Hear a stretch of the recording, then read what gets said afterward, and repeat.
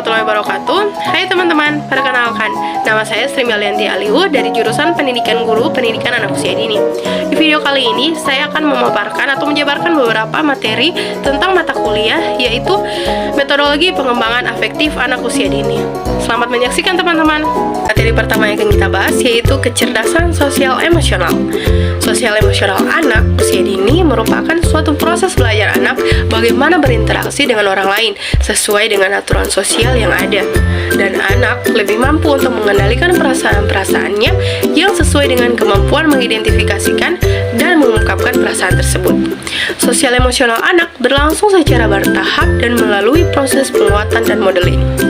Menurut Martin Ko, pada tahap perkembangan ini, mereka juga telah mampu memaknai suatu kejadian sebagai struktur dan proses sosial emosional seperti konsep diri, standar, dan tujuan pembentukan nilai. Hal tersebut ditandai dengan adanya rencana sebagai bagian dari tindakan dalam situasi sosial tertentu.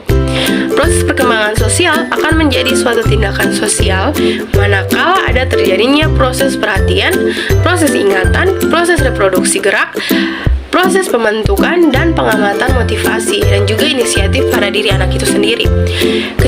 Kecerdasan sosial merupakan kemampuan sosial yang meliputi kemampuan untuk mengendalikan diri, memiliki daya tahan ketika menghadapi suatu masalah, mampu mengendalikan impuls, memotivasi diri, mampu mengatur suasana hati, lalu kemampuan berempati dan membina hubungan dengan orang lain. Kecerdasan sosial ini pertama kali diungkapkan oleh psikolog Peter Salovey dari Harvard University dan John Mayer dari University of New Hampshire. EQ atau kecerdasan emosional adalah kecerdasan seseorang untuk menerima, menilai, mengelola, serta mengontrol emosi dirinya dan orang lain di sekitarnya. Mengelola emosi berarti memahami kondisi emosi dan harus dikaitkan dengan situasi yang dihadapi agar memberikan dampak positif. Kita perlu menyadari bahwa emosi merupakan hasil dari interaksi antara pikiran, lalu perubahan psikologi dan perilaku. Kecerdasan emosional dapat diukur dari beberapa aspek-aspek yang ada. Goleman mengungkapkan 5 kecakapan dasar dalam kecerdasan emosi, yaitu yang pertama self-awareness, self-management, motivation, empathy, social awareness, dan yang terakhir yaitu social management. Kecerdasan sosial adalah sebagai kemampuan untuk dapat hidup dengan orang lain dan membuat mereka mau bekerja sama dengan kita. Albert menjabarkan komponen dalam kecerdasan sosial dalam satu akronim, yakni SPACE. Faktor S dalam model ini mewakili situational awareness yang merupakan kemampuan untuk memahami dan berempati dengan orang lain dalam situasi yang berbeda, memahami perasaan dan keinginan seseorang, serta membaca situasi berdasarkan pengetahuan praktis mengenai tindak-tindakan alami manusia. Kecerdasan sosial emosional terdiri atas 3 dimensi, antara lain intrapersonal intelligence self-control, lalu intrapersonal intelligence self-image, dan interpersonal intelligence. Dimensi pertama, intrapersonal intelligence self-control, terdiri atas 4 indikator, yaitu bersikap ramah, bersikap tidak mementingkan diri sendiri, ketergantungan dalam hal bantuan, perhatian, kasih sayang dari orang lain, dan adanya motivasi atau dorongan untuk bersaing secara baik agar diterima kelompok sosial. Dimensi kedua, intrapersonal intelligence self-image, terdiri atas 3 indikator, antara lain kemurahan hati, adanya keinginan yang besar untuk dapat diterima oleh kelompok sosial dengan baik, dan meniru orang lain yang dianggap baik dan diterima oleh kelompok sosial dengan baik. Terakhir, dimensi interpersonal intelligence terdiri atas 4 indikator, antara lain bekerja sama dalam setiap kegiatan untuk dapat diterima oleh kelompok sosial, berempati terhadap orang lain, atau ikut merasakan pengalaman orang lain, lalu bersimpati atau berusaha menghibur orang lain, dan membina persahabatan lebih dekat dan lebih dalam lagi seperti layaknya keluarga. Para psikologi mengungkapkan bahwa terdapat 3 tipe sosial emosi pada anak, yaitu anak yang mudah diatur, yaitu mudah beradaptasi dengan pengalaman baru, senang bermain dengan mainan baru, tidur dan makan secara teratur, dan dapat menyesuaikan diri dengan perubahan di sekitarnya. Lalu, kedua, anak yang sulit diatur, seperti sering menolak rutinitas sehari-hari, sering menangis, butuh waktu lama untuk menghabiskan makanan, lalu sering gelisah saat tidur. Yang ketiga, anak yang membutuhkan waktu pemanasan yang lama, umumnya terlihat agak malas dan pasif, jarang beradaptasi secara aktif, dan seringkali menunggu semua hal diserahkan padanya. Menurut Sumaryati, karakteristik bersosialisasi anak TK diantaranya itu anak memiliki salah satu atau dua sahabat, tetapi sahabat ini cepat berganti. Lalu kedua, kelompok bermain cenderung kecil dan tidak terlalu terorganisasi secara baik, oleh karena itu kelompok tersebut cepat berganti-ganti.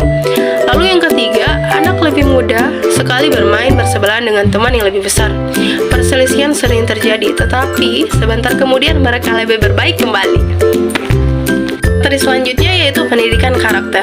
Ki Hajar Dewantara mengartikan pendidikan sebagai segala usaha dari orang tua terhadap anak-anak dengan tujuan untuk kemajuan hidup anak, dalam arti memperbaiki bertumbuhnya segala kekuatan rohani dan jasmani yang ada pada anak-anak. Karena kodratnya atau pembawaannya sendiri, Ki Hajar Dewantara mengungkapkan bahwa bukan hanya guru yang melakukan pendidikan, tetapi setiap manusia dan khususnya kaum ibu melakukan pendidikan. Tetapi setiap manusia dan khususnya kaum ibu melakukan pendidikan meskipun itu dilakukan secara sederhana. Pengertian yang disampaikan oleh Ki Hajar Dewantara tersebut merupakan pengertian pendidikan secara luas. Karakter menurut Pusat Bahasa Indonesia berarti sifat-sifat kejiwaan, akhlak atau budi pekerti yang membedakan seseorang dari yang lain. Menurut Likhona, isi dari karakter yang baik adalah kebaikan. Kebaikan seperti kejujuran, keberanian, keadilan, dan kasih sayang adalah disposisi untuk berperilaku secara moral. Karakter adalah objektivitas yang baik dan kualitas manusia, baik bagi manusia diketahui atau tidak. Kebaikan-kebaikan tersebut ditegaskan oleh masyarakat dan agama di seluruh dunia. Pendidikan karakter terambil dari kata pendidikan dan karakter. Pendidikan merupakan terjemahan dari education yang berasal dari kata educate atau bahasa lainnya educo. Educo berarti mengembangkan diri dalam mendidik melaksanakan hukum kegunaan. Ada juga yang mengungkapkan bahwa education berasal dari bahasa Latin educare yang berarti melatih atau menjinakkan dan menyemburkan. Tujuan pertama pendidikan karakter adalah memfasilitasi penguatan dan pengembangan nilai-nilai tertentu sehingga terwujud dalam perilaku anak, baik proses sekolah maupun setelah proses sekolah atau setelah lulus dari sekolah. Asumsi yang terkandung dalam tujuan pendidikan karakter yang pertama ini adalah bahwa penguasaan akademik ditempatkan sebagai media atau perantara untuk mencapai tujuan penguatan dan pengembangan karakter. Hal ini berimplikasikan bahwa proses pendidikan harus dilakukan secara kontekstual. Tujuan kedua pendidikan karakter adalah mengoreksi perilaku peserta didik yang tidak bersesuaian dengan nilai-nilai yang dikembangkan oleh sekolah. Tujuan ketiga dalam pendidikan karakter sekolah adalah membangun koneksi yang harmoni dengan keluarga dan masyarakat dalam memerankan tanggung jawab pendidikan karakter secara bersama. Pendidikan dapat diartikan sebagai upaya sadar dan terencana dalam mengembangkan potensi siswa agar menjadi manusia yang berubah ke arah yang lebih baik. Strategi pendidikan nilai dalam pembentukan karakter siswa perlu melalui berbagai strategi dan pendekatan di mana setiap satu sama lain strategi saling berhubungan. Tibalah kita di penghujung video ini. Terima kasih kepada teman-teman yang sudah menonton. Jika ada salah kata ataupun ada yang kurang, mohon dimaafkan ya. Sampai jumpa.